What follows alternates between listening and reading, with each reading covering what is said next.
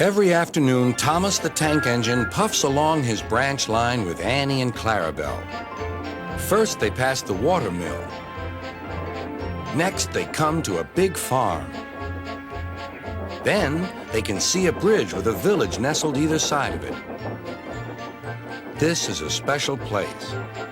Whenever children hear Thomas coming along, they stand on the bridge waving until he is out of sight.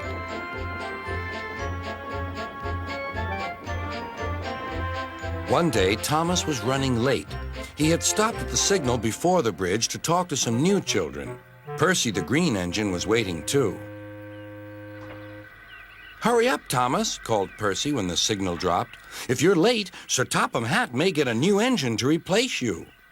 He would never do that, thought Thomas, but he was worried. Next day, Thomas hurried along the line. Just ahead was the goods yard. There, on the platform, was an inspector waving a red flag. Next, Thomas saw some children. They were waving too. Something must be wrong, thought Thomas. This station is for goods, not passengers. "Help, Thomas, help! We're glad to see you," called the children. "Please, will you take us home?" The station master explained to Thomas's driver that the school bus had broken down, and all the parents would be worried if the children were late. Thomas waited as the children walked down from the bridge.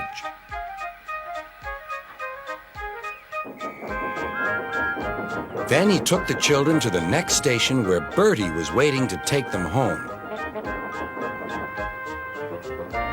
When Thomas finished his journey, he was very late. He was worried that Sir Topham Hatt might be cross with him. "I warned Thomas," puffed Percy to James. "He's been late one time too many. He'll be in trouble now." But next morning, when Thomas picked up his passengers, Sir Topham Hatt was nowhere to be seen.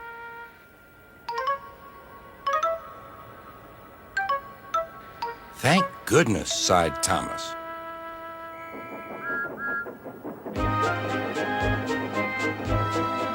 Thomas knows every part of his branch line. Just ahead was a stretch where the hot sun had bent the rails on the track.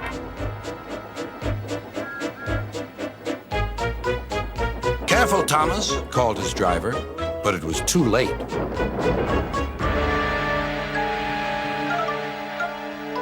"That's done it," said his driver. "We shan't get any further today."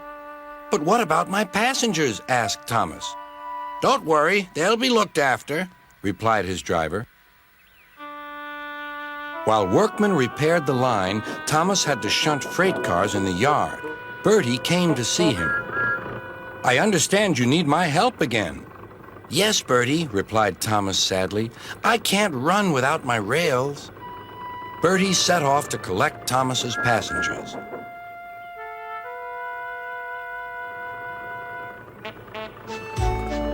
"Hello, Bertie," they said.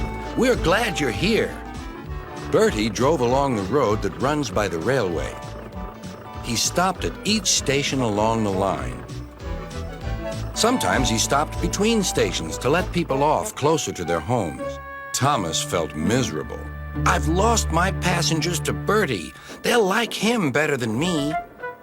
Sir Topham Hatt arrived. "Your branch line is repaired.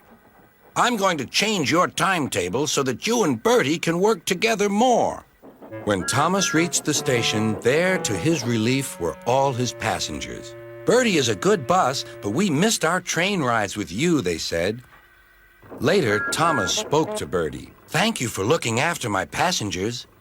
"That's all right, Thomas. I'd like to make new friends, but I'm glad to share them with you."